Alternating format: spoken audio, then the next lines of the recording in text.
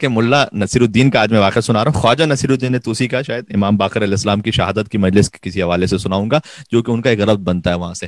تو بہرحال آج سے تقریباً یہ 700 سال پہلے کی شخصیت ہیں, ترکی میں ہی ان کی وفات ہوئی تھی. تو ان کے جو تھوڑے سے فنی واقعات ہیں ان میں سے ایک یہ تھا کہ, اور بظاہر سارے جینوئن واقعات ہیں, کہ ایک مرتبہ بحث ہو رہی تھی انہی کے اپنے خاندان میں کہ مرنے کے بعد کیا ہوگا. اب قبر کا حال مردہ جانے, جو قبر میں چلا جاتا ہے وہ واپس نہیں آتا بتلانے کے لیے کہ ہو کیا رہا ہے. تو خواجہ نصیرالدین, معذرت دیکھیں میری زبان پر بھی لفظ آ گیا, ملا نصیرالدین کی زوجہ, انہوں نے یہ کہا کہ ایسا کیجیے آپ کہ قبرستان ایک رات چلے جائیے اور وہاں پر گزار کر رات, کوئی خالی قبر ہوگی غور کرنے, اگر تازہ کوئی قبر جو ہے بنائی ہوئی ہو, اب تو اس میں کوئی مردہ نہ آیا ہو, تو ایک رات وہاں پر سو کر آئیے اور پھر بتلا دیجیے گا کہ کیا ہو رہا ہے. اس لیے کہ جب آپ وہاں پر سو جائیں گے تو جو قبر میں سویا ہوا ہوگا تو فرشتے تو ضرور آئیں گے حساب کتاب کرنے کے لیے. اب وہ یہ سمجھ رہی ہیں کہ شاید فرشتوں کو بھی خبر نہیں کہ کون مردہ سو رہا ہے تو کون زندہ سو رہا ہے, تو کوئی نہ کوئی تو آئے گا آپ کے پاس, تو آپ کو یہ پتہ چل جائے گا کہ قبر میں کیا ہوتا ہے. تو وہ پہنچے, اور یہ بھی بڑی ہمت کا کام تھا کہ اب ظاہر ہے کہ بیوی کا حکم پتہ نہیں کیا کیا انسان سے کروا لیتا ہے. تو آدھی رات کو جو ہے وہ پہنچے وہاں پر, انہوں نے دیکھا کہ ایک قبر ہے کہ جو خالی ہے اور ابھی تازہ اس کو کھودا گیا ہے, ابھی تک کوئی مردہ آیا نہیں. تو وہاں پر وہ لیٹ گئے. اب وہ لیٹے ظاہر ہے وہاں تو کچھ ہونا تھا نہیں, سنسناہٹ اور ایک تاریکی تھی, سناٹا تھا. صبح کا وقت ہوا, یہ میں نے عرض کیا نا تقریباً 700 سال پہلے کی شخصیت ہے, تو جتنی بھی جو تجارت ہوتی تھی اور پھر صبح شروع ہو جاتی تھی اور گھوڑوں پر گدھوں پہ سفر ہوتا تھا. تو ایک کاروان جس پہ بہت سارے گدھے تھے اور اس پہ مال لدا ہوا تھا, وہ اب قبرستان سے گزرنا شروع ہوا, تاکہ کیونکہ شہر سے باہر معمولاً قبرستان ہوتے تھے تو شہر میں پہنچ کر مال کو فروخت کیا جا سکے. تو ان کے گلوں میں گھنٹیاں تھیں اور ایک خاص قسم کی آواز آ رہی تھی, اور ملا نصیرالدین قبر میں تھے اور وہ یہ سمجھے کہ لگتا ہے کہ فرشتے آ گئے بھائی, اس آواز سے یہ سمجھے. تو یہ بھی گھبرا گئے کہ کہیں واقعاً ایسا نہ ہو لٹرلی کہ فرشتے مجھ سے گزرنے شروع, تو قبر سے اٹھے بھاگنے کے لیے. تو جیسے اٹھے اور قبر سے نکلے تو وہ جو کاروان والا تھا اس نے دیکھ لیا کہ بھی قبر سے تو ایک مردہ نکل کے آ رہا ہے, اور اس نے تصور کیا کہ تو کوئی مردہ اٹھ کے آ رہا ہے ہمارے پاس, اور ایک شور ہو گیا کاروان میں, اور جناب انہوں نے بھاگنا شروع کیا سب نے کہ بھائی مردہ زندہ ہو گیا. تو وہ بھاگتے ادھر سے ادھر. اب جتنے بھی گدھے تھے اور گھوڑے تھے وہ ایک کے اوپر ایک گرے, مال سارا گر گیا, سارا تباہ و برباد تہس نہس ہو گیا. پتا چلا کہ جناب یہ کوئی مردہ نہیں, یہ تو کوئی ملا نصیرالدین ہے. تھوڑی دیر بعد پتا چلا تو وہ جو کاروان کا لیڈر تھا اس نے بلایا اور بہت ٹھیک ٹھاک ان کی پٹائی کی, اور ٹھیک ٹھاک جب ان کی دھلائی ہو چکی تو وہ پہنچے گھر پر. جب وہ گھر پہ پہنچے تو زوجہ نے دیکھا تو سمجھ گئی کہ لگتا ہے کہ فرشتے آئے تھے منکر نکیر جو ملا نصیرالدین کا یہ حال کیا ہے, اور کپڑے پھٹے ہوئے ہیں اور حال برا ہے. تو پوچھ لیا بیوی نے کہ کیا ہوتا ہے قبر میں, کیا پوچھتے ہیں فرشتے, وہاں کیا ماحول ہوتا ہے. تو اس وقت ملا نصیرالدین نے ایک جملہ کہا جو ایک بڑا درس ہے, اور یہ پورا محاورہ بن گیا. آج تک پرشین لینگویج میں یہ محاورہ کہا جاتا ہے, اور محاورہ یہ کہ اگر قاطر کثیرہ رم ندی کسیبتو کاری ندارت ہے, تھوڑا سا وہی ظریفانہ جملہ لیکن اس میں پیغام ہے.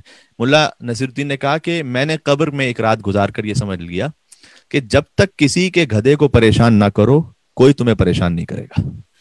تو جب تک کہ کسی کی زندگی میں کوئی مشکل لے کر نہ آؤ, کہنے کا مقصد تھا کہ فرشتے تمہیں پریشان نہیں کریں گے, یعنی زندگی میں ایک دوسرے کی مدد کرنے والے بنو, عبادت رب کی خدمت سب کی, یعنی خدمت کرنے والے بنو, دوسروں کا راستہ روکنے والے نہ بنو. جب تک کسی اور کا راستہ نہیں روکو گے فرشتے تمہاری قبر میں کوئی نہیں کریں گے تمہیں. جب تک میں نے کسی کا راستہ نہیں روکا تھا میں سکون سے قبر میں لیٹا ہوا تھا, جہاں میں نے کسی کا کاروان تباہ و برباد کیا تو میری پٹائی ہو گئی.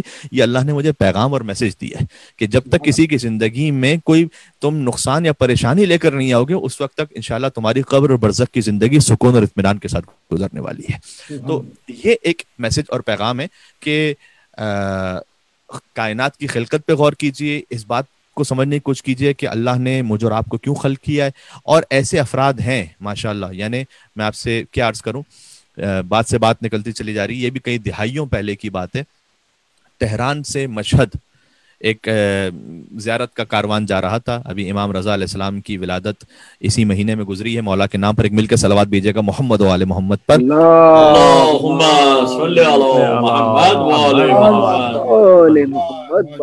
تو جب مشہد مولا رضا علیہ السلام کی زیارت کر لی اور واپسی پر وہ پہنچے دوبارہ تہران جانے کے لیے دامغان کے شہر میں.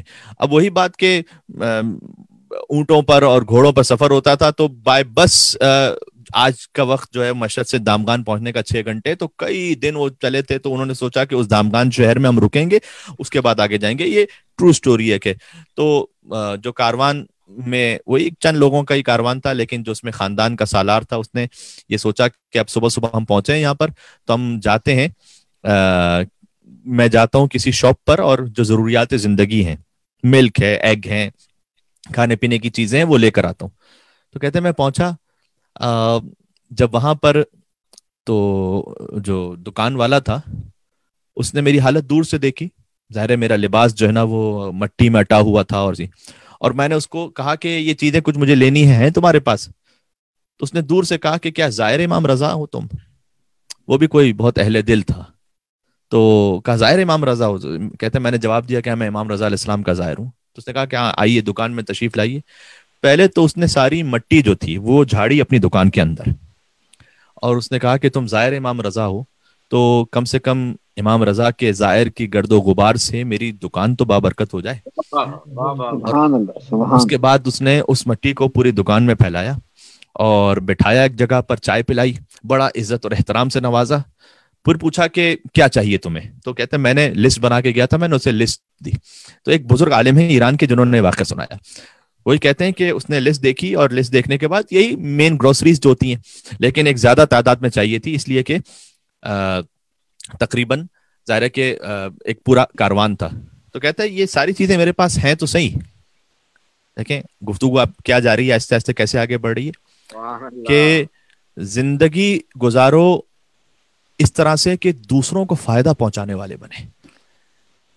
مما ينفع للناس فيمكث في الارض، قرآن میں اللہ نے کہا ہے جو انسانوں کو فائدہ پہنچائے گا وہ زمین میں باقی رہ جائے گا. ایک عالم دین کے پاس ایک شخص گیا، میں اس بات کو مکمل بھی کرتا ہوں. تو ہم معمولاً کہتے ہیں نا کہ آپ کو اللہ طول عمر عطا فرمائے. تو وہ بزرگ عالم دین تھے، انہوں نے جواب دیا کہ اللہ آپ کو طول عمر بھی عطا فرمائے اور عرض عمر بھی عطا فرمائے.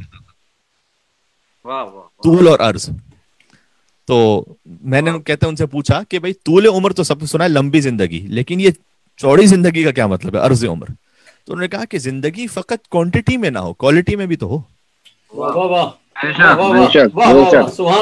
ہی اچھی بہت اعلیٰ. بھائی بات یہ ہے کہ طول عمر تو شیطان کے پاس بھی ہے.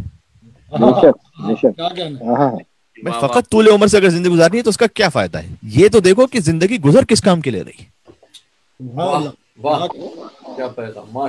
یعنی بات ہے کہ حدیث میں یوں آیا، حدیث کا مفہوم یہ ہے کہ اگر کسی کی زندگی صرف اس خاطر ہے کہ بس مجھے کھانا پینا ہے اور سونا ہے، تو اس کے کھانے پینے کی حیثیت اسی طرح سے ہے جو کھانے پینے کے بعد اس کے جسم سے باہر نکل جاتا ہے. بس وہ برابر ہے. تو فقط طول عمر نہ ہو، عرض عمر بھی تو. ٹھیک ہے. تو امام رضا علیہ السلام اس نے کہا تم امام رضا کے زائر ہو، آؤ. اپنی دکان پہ بٹھایا، اہتمام کیا، اس کی خدمت کی. پھر اس نے جو لسٹ دی نا، دوسروں کے لیے جینا سیکھیں. کیا مطلب؟ تو جو لسٹ دی نا تو اس نے کہا گروسری ہے تو صحیح میرے پاس، لیکن دوں گا نہیں تمہیں. اس نے کہا کیوں؟ کہ وہ جو سامنے، اب یہ ٹرو سٹوری ہے، تقریباً 1925 سے پہلے کا یہ واقعہ ہے. تو اس نے کہا جو سامنے جو دکان ہے نا اس سے جا کے لے لو. وہ بھی ایک گروسری سٹور تھا. اس نے کہا میں آیا ہوں آپ کے پاس ساری چیزیں ہیں، آپ مجھے بھیج رہے ہیں سامنے والی دکان میں. کہا کہ ہاں دیکھو بات ہے کہ جب اس نے بھی شاپ کھولی تھی، میں نے بھی شاپ کھولی صبح کے وقت. تو جب وہ اپنے شاپ کے باہر جھاڑو دے رہا تھا اور صفائی کر رہا تھا تو میں نے اس کے پاس سلام دعا کرنے کے لیے گیا. تو میں نے دیکھا بہت پریشان ہے. تو میں نے اس سے کہا کہ بھائی خیریت تو ہے، تم بہت پریشان لگ رہے ہو.